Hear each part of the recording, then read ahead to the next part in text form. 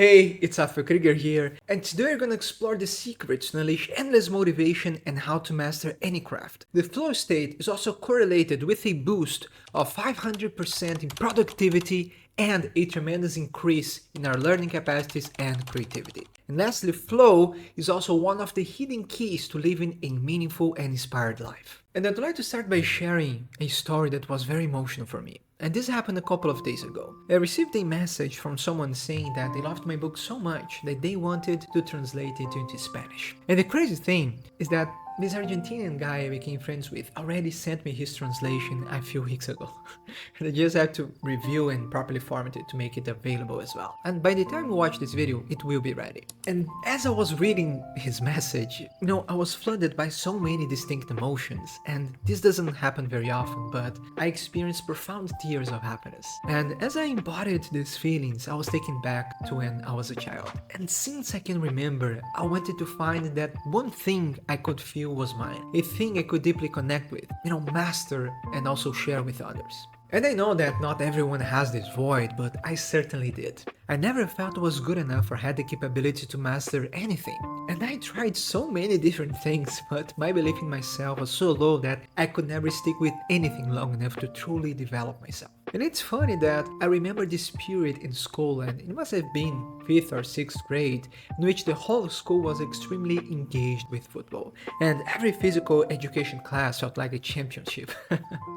And I was surprisingly good at being a goalkeeper. And people would fight for me, and for a fat, clumsy kid, this was just a surreal experience. And this was the first moment I remember feeling appreciated. And in this period, I asked my parents to enroll me in a proper football school. And I remember being so excited. But this only lasted for a couple of months. Because soon after I got in, I broke a toe and I had to rest for a few months. And I can't say exactly why, but I never came back. Maybe I felt it simply wasn't for me, or I got frustrated. I don't know, maybe my childish mind wasn't strong enough to persist. Or perhaps I simply wanted to feel important rather than becoming an athlete. Now that I'm 31, I have a better understanding, and I know I was after the feeling of being good at something. I still love doing sports, but I know that my natural abilities aren't in this area. I was always meant to understand, the mysteries of the psyche and translate them into an accessible language to other people. But this only became clear to me about 3 years ago. When I was younger, I was so indecisive that my parents enrolled me in business school, and I did that for a semester. But today I can't tell you how laughable this is, because the thought of working in a company gives me crippling anxiety, and if I was judged by my math skills, I would probably be considered retarded. Then I wanted to study marketing, and I did that for a whole year. And it was a bit better, but it still wasn't what I truly wanted. What really made my heart beat faster was music. But again, I didn't feel good enough to become a professional musician. However, there came a point when I felt time was passing by and I needed to decide for myself. And in a surge of courage and inspiration, I finally enrolled in music school. And this was the first important decision I ever made in my life, and looking back, it represents the first step in my individuation journey and the moment I truly began separating from my parents. And with this decision, I experienced a new vitality that affected everything. I remember joining the gym, losing 23 kilos, and my anxiety and depression finally started to fade. Music was the first thing I ever took seriously in my life. It was deeply important to me, and I was willing to do whatever it took to become truly good at it. And so I did. I'd practice hours and hours every day, and this brought meaning and direction to my life. At the time, I didn't know, but these were also my first experiences with the flow state, one of the keys to living a meaningful life and a powerful antidote to other people's judgments and opinions. When you find something that demands skill and you can do it for hours and hours regardless of external pressure, you may have found a gift. You see, people think that achieving meaning is something static, like a final destination, and this may have a philosophical value, but in practice, I believe meaning lies in being fully immersed in something deeply valuable to you and then putting it in service of other people. It's internal and external, and selfish and selfless at the same time. In my experience as a therapist, 99% of people know exactly what they want to do with their lives. The problem is always fear. Maybe they're afraid of disappointing their parents or facing the judgment of other people. Maybe they're afraid of failure and don't feel confident in their abilities. Or maybe they're afraid of being vulnerable and following their souls. However, it's only on this sacred path that you can feel truly fulfilled. That's why the first key to living a meaningful life and unlocking the flow state is deeply caring about something and allowing yourself to be fully affected by it. Most people feel lost because they are afraid of this responsibility. After all, once you care about something, this immediately puts you in a vulnerable position. Suddenly, the stakes are high, you have skin in the game, and you know that everything depends on you. The excuses you had are gone, either you act on it, or you will continue to feel anxious and depressed. And being in this position is exactly what triggers the flow state. And this is the moment you feel truly alive and start being driven by purpose. When you commit to exploring your potential and authentic desires, you can tap into an endless source of motivation. And when you're guided by something greater than you, work doesn't feel like work, and you unlock an effortless state. And instead of being guided by fear and avoiding mistakes, you suddenly find yourself being sustained by inspiration. And this may sound a bit boo-boo and out there and has like the secret vibes. But my poetic argumentation is actually backed by neuroscience and the positive psychology field. And by the way, I explored this whole process of uncovering your authentic self and overcoming your fears in Kataba's The Shadow Integration Manual. Link in the description. So, Martin Seligman in the book Authentic Happiness explores 3 types of happiness: the pleasant life, the engaged life, and the meaningful life. So the first type consists of maximizing pleasant bodily sensations like eating your favorite foods and drinking a good glass of wine. In my case, I'll choose any great Italian pasta accompanied by possibly a pretentious glass of Pinot Noir. And everyone knows that having these moments is great, and it's really important to learn how to enjoy them and live life. As they say here in Argentina, disfrutar la buena comida. See, this channel teaches you about culture. That's why you should subscribe. Well, but we also know that these moments can be very fleeting, and devoting in life to seeking pleasure quickly becomes poisonous. Now, the engaged life consists of exploring your potential and cultivating your virtues and strengths. And this is directly linked with experiencing the flow state and being, in the zone. Because this state allows you to be fully immersed in something, and the activity itself is deeply pleasurable and rewarding. It is autotelic. And furthermore, flow is the hidden key to unleashing intrinsic motivation. Finally, the third dimension of happiness evokes a sense of meaning and purpose. And this happens the moment you put your talents in service of others and the higher good, as this unlocks a new layer of the human experience and a deeper sense of lasting fulfillment. However, if you've been paying attention, to me the secret lies in learning to unlock the flow state, as the third layer is dependent on that.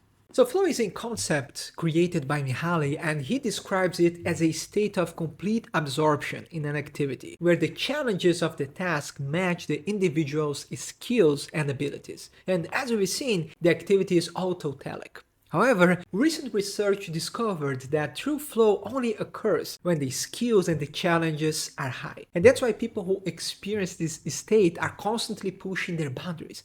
The better you get, the more flow you experience. Furthermore, experiencing flow has so many other benefits it feels completely made up, like boosting your productivity by 500% without feeling burnout, and tremendously enhancing your creativity and learning capacities. And here's a list by Steven Kotler with a few benefits.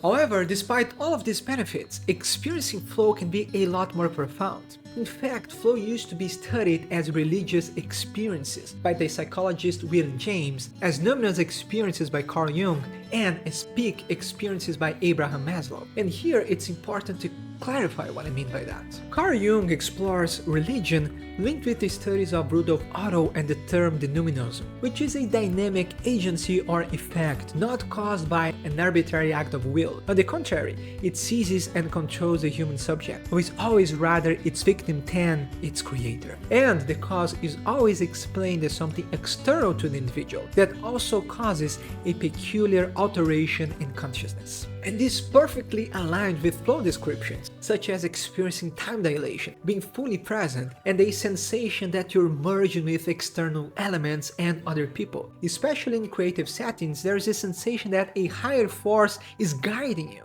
and you're merely a channel translating the message of the creative spirit. When you're playing music, you suddenly feel one with your instrument. It's as if your hand is moving by itself and you're transported to another plane. When you're playing sports, your senses are heightened, you're more agile and can predict everybody's movements. You're more creative and do completely unexpected things. New connections and pathways emerge. So flow allows magic to happen. And every time you experience it, you feel alive.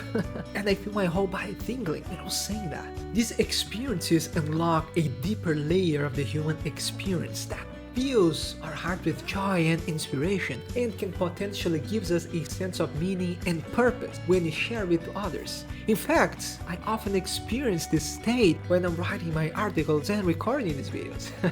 And as you can see, religious experiences aren't limited to traditional religious settings. They happen when you fully commit to exploring your potential and developing your abilities. Flow happens when you devote yourself to learning and mastering a craft, be it professionally or as a hobby. And perhaps I left you wondering about how I became a therapist, and well, music has taught me many important things. First and foremost, the importance of being vulnerable and following your heart. Second, developing work ethic. And third, everything about experiencing flow. However, music wasn't my final destination. I was meant to develop other dormant abilities. And I will share more about the story in the near future. But the important message is that my guide in this process was always these profound experiences that today we call flow. They allowed me to rise above my fears and keep walking despite not being able to see a clear path. When I was feeling defeated and thinking about giving up, they sustained me. And I knew I only have to find this quiet place inside myself and allow my soul to guide me. And